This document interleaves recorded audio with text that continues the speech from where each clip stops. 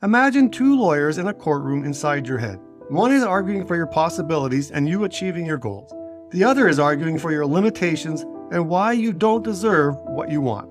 Who will win? The lawyer whom you pay the most. The way you pay these lawyers, however, is not with money. It is with your attention.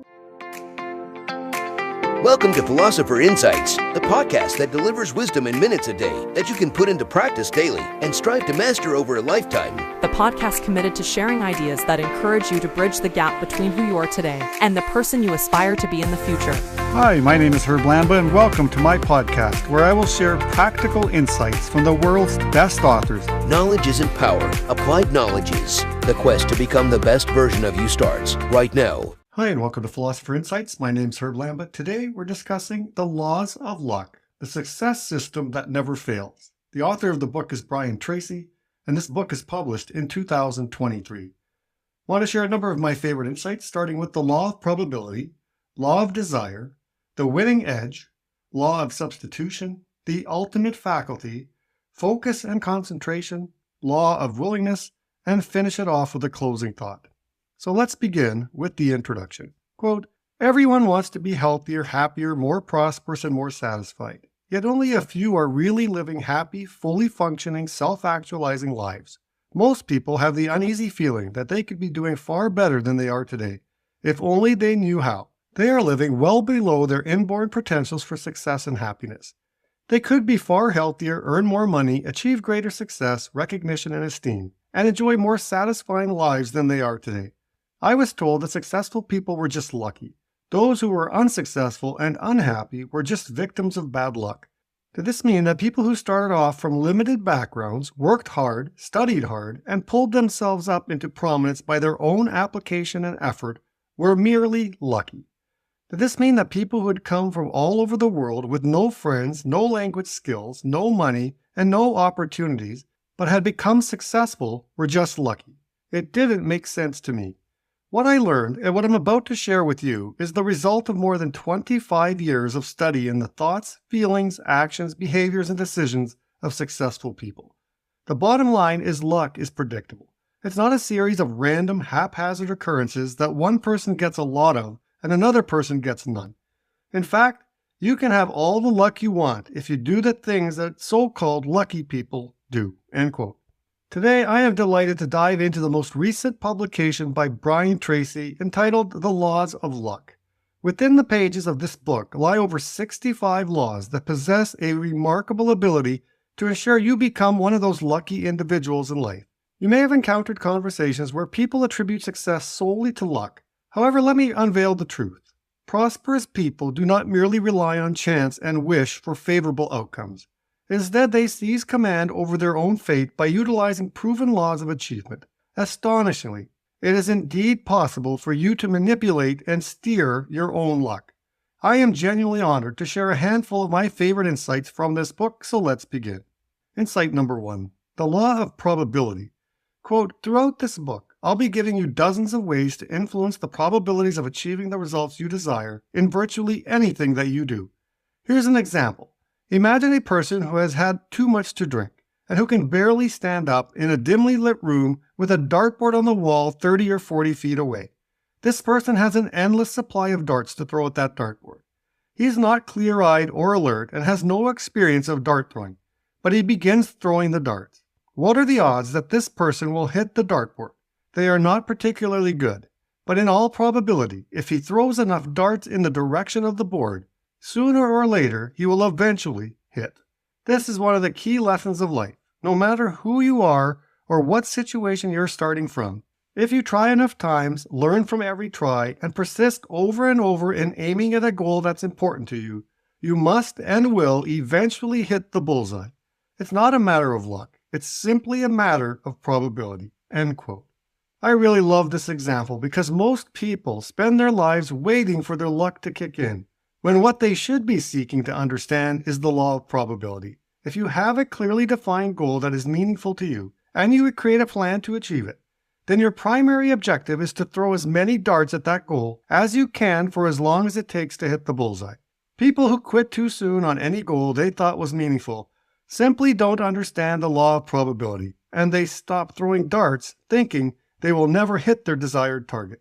How many darts are you willing to throw at your most meaningful goal? Insight number 2.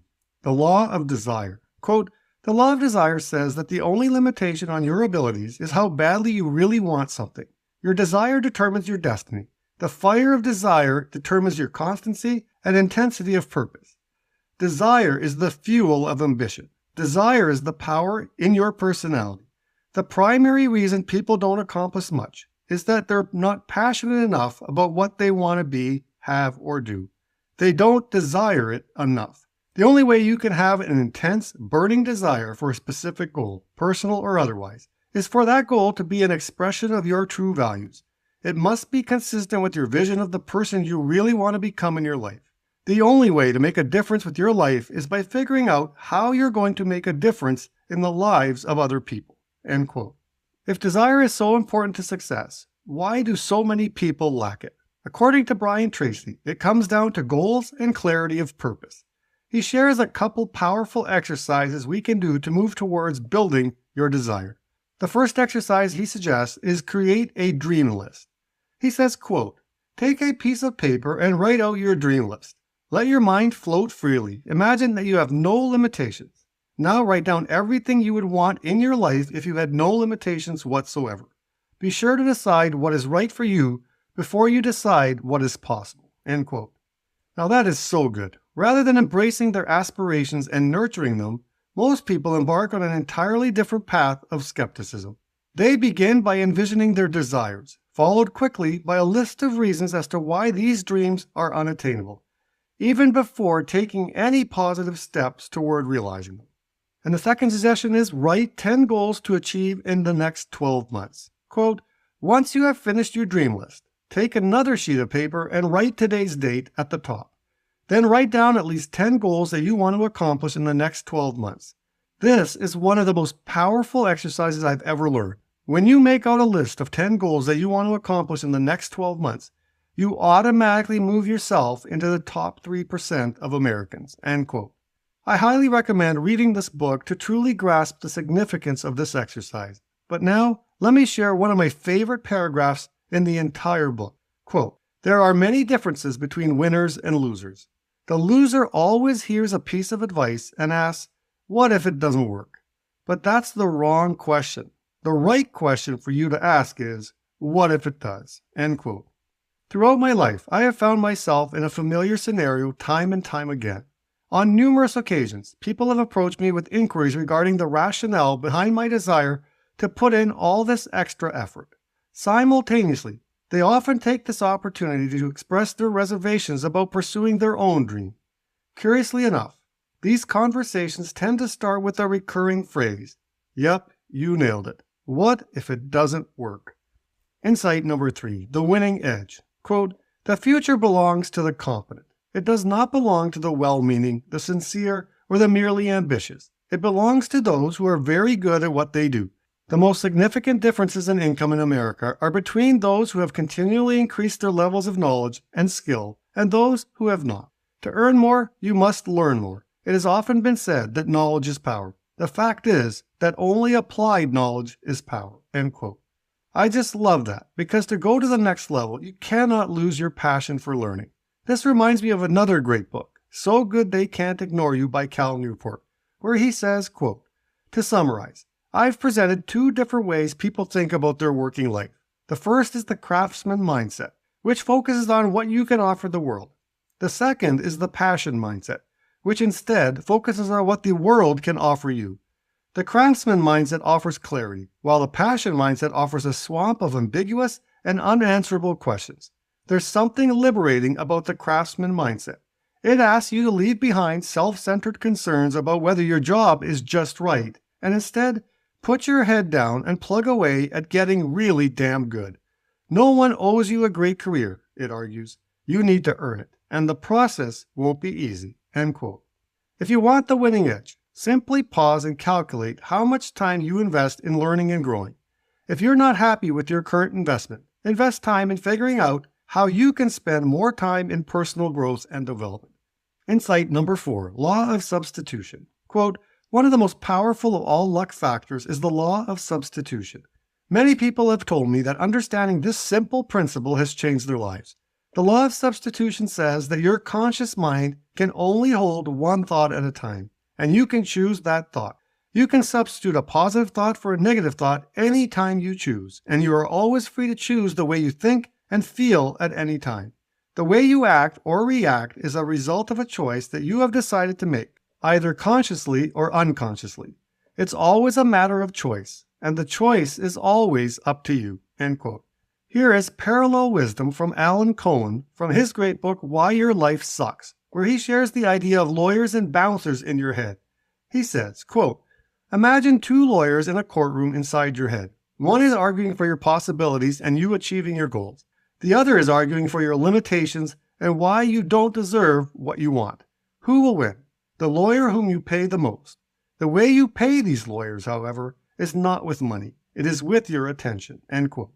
Next, let's examine the bouncers and how they can help you manage your thoughts. Quote, "Your real enemies are the self-defeating thoughts, paltry expectations, and beliefs that you must live at less than full throttle. You can choose thoughts that bring you relief rather than imprisonment. To find your freedom, stand at the doorway of your mind and monitor your thoughts. Notice which ones lift you up and which ones drag you down. Then, like a bouncer at an exclusive party, admit only those on the invitation list and send the others back where they came from. Fate is not a net cast over you by capricious fortune. It is a garden you cultivate by the thoughts you attend to. Shift your attention and you will shift your life." End quote. Consider your thoughts as the tiny seeds scattered throughout the vast garden of your existence. With proper nurturing and care, these thoughts possess an incredible potential to blossom into magnificent plants, adding richness and depth to your life. On the other hand, when neglected or disregarded, thoughts can sprout into tenacious weeds that pose a formidable threat by choking out important areas of your well-being. Insight number 5, the ultimate faculty. Quote, "The most powerful faculty you have is your superconscious mind. It is the source of all inspiration, imagination, intuition, insight, ideas, and even hunches. It is the powerhouse that, when activated properly, can bring you everything you want. The law of superconscious activity is the most important of all luck factors. It says that any thought, plan, goal, or idea that you can hold continuously in your conscious mind must be brought into reality by your superconscious mind. Just imagine, you can have anything you really want if you can think about it, dwell upon it, emotionalize it, visualize it, and affirm it over and over again. The true test of how intensely you want something is your capacity to think about it all the time." End quote. Well, you've likely heard of the conscious mind, and most people know of the subconscious mind. But how familiar are you with the superconscious mind? Here is a quick breakdown of the difference. The conscious mind, the part you use for everyday thinking and decisions.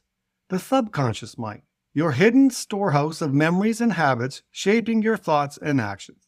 And then your superconscious mind, your spiritual side, accessed through practices like meditation, where you may find insights and a sense of connection to the universe. Quote, "The most important function of your superconscious mind is that it makes all your words and actions and their effects fit a pattern consistent with your self-concept and your dominant goals. Your superconscious mind functions best in a mental state of calm, confident, positive expectation." End quote. Insight number 6, focus and concentration. Quote, "If I were to summarize success in 2 words, I would pick focus and concentration. The ability to focus on your highest priorities and concentrate single-mindedly on them until they are complete will determine your success more than anything else. The ability to set clear priorities lies at the heart of your personal and life management. All failure comes from misplaced and misdirected priorities." End quote. Focus and concentration are becoming increasingly challenging as the opportunities for distraction are on the rise. I am reminded of one of the most life-changing books I read about focus and concentration, Deep Work by Cal Newport. And he says, quote, "To produce at your peak level, you need to work for extended periods with full concentration on a single task free from distraction." End quote. Let's also circle back to parallel wisdom from The One Thing by Gary Keller, where he says, quote, "If disproportionate results come from one activity, then you must give that one activity disproportionate time. Each and every day, asking this focusing question for your block time, Quote, today, what's the one thing I can do for my one thing, such that by doing it, everything else will be easier or unnecessary? When you find the answer, you'll be doing the most leveraged activity for your most leveraged work. End quote. Insight number 7, law of willingness. Quote, some of the most important luck factors are courage, self-confidence, boldness, and the willingness to move forward toward your goals with no guarantee of success. With these characteristics, you can do virtually anything. Without them, none of the other qualities will help you that much. Fear and doubt always have been and always will be your deadliest enemies. The law of willingness says that to succeed, you must be willing to do whatever it takes to achieve your goal. Many people, when they set a goal for themselves, are willing to do almost anything that it takes to achieve it. But this is not enough. You must be so committed to your goal that you are willing to pay any price, go any distance, and make any sacrifice. End quote. This mindset of unyielding dedication is what sets apart those who achieve their goals from those who merely wish for them. It's a call to invest in your aspirations, recognizing that the path to success often requires extraordinary effort. This really hammers home the idea of taking a hard look at what it's going to cost you to make your dream a reality. Ask yourself if you're truly ready to pay that price, both in terms of effort and sacrifices. It's all about being honest with yourself and what you're willing to give up and how far you're willing to go to chase that dream. Insight number 8, closing thought. Quote, throughout this book, I've explained that luck is predictable. Success and happiness are not accidents. Everything that happens to you for good reason. People are where and what they are because of themselves, and especially because the things they think about most of the time. The great secret of success is that there are no secrets of success. Later on, when people say you are lucky, you can smile humbly and talk about how fortunate you've been and how grateful you feel for it. But in your heart, you will know it wasn't luck at all. You did it all by yourself. End quote. And with those parting words, we come to the end of this book. I genuinely hope that the insights I've shared today have been valuable to you. My wish is that you'll be able to put these laws into action and pave your path to success. And who knows, with your newfound knowledge, others might just start calling you lucky.